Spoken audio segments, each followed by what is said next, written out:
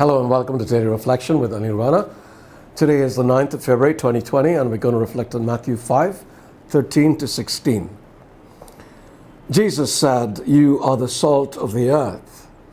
But if salt has lost its taste, how can its saltiness be restored?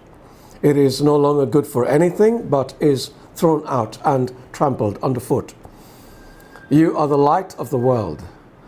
A city built on a hill cannot be hid.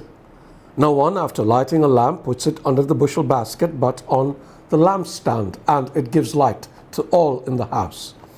In the same way, let your light shine before others, so that they may see your good works and give glory to your Father in heaven." The Gospel of the Lord.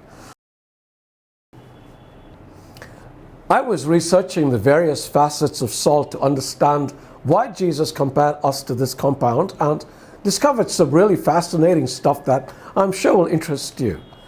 Did you, for instance, know that in the time of the Roman Empire, soldiers were paid in salt? This gave rise to the expression, "He is worth his salt."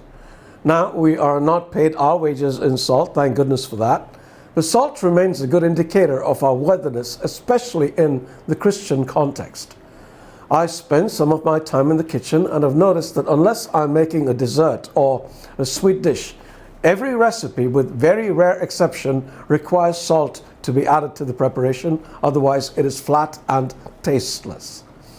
Jesus tells us that we are the salt of the earth, needed to make that essential difference. And how do we do this? By reflecting the character of Jesus. When he walked upon this earth, he brought so much flavor to it. As his representatives, Scripture calls us ambassadors of Christ. We need to be as flavorful as Jesus. How? By being people of love, joy, peace, patience, kindness, goodness, gentleness, faithfulness, and self-control. These are ingredients sorely lacking in the world, and you just have to look around to see the truth of this. And this makes the world flavorless. But just like it takes a sprinkling of salt to make food tasty, all it takes is a sprinkling of these ingredients to make the world a better place. And just like people want another helping of a dish that is tasty, so also will people who have a taste of Christ want more of him. I came to Christ for this very reason. Sitting in a jail cell, having lost every single thing I had in my life, there sat a man across me with a Bible and a look of peace on his face that made him look beatific. Since I had never known peace, I went to him for a taste of it and discovered Jesus. I've never stopped wanting a taste of Jesus ever since then. It will be the same for everyone. So, be the salt of the earth. Go sprinkle some of your salt today.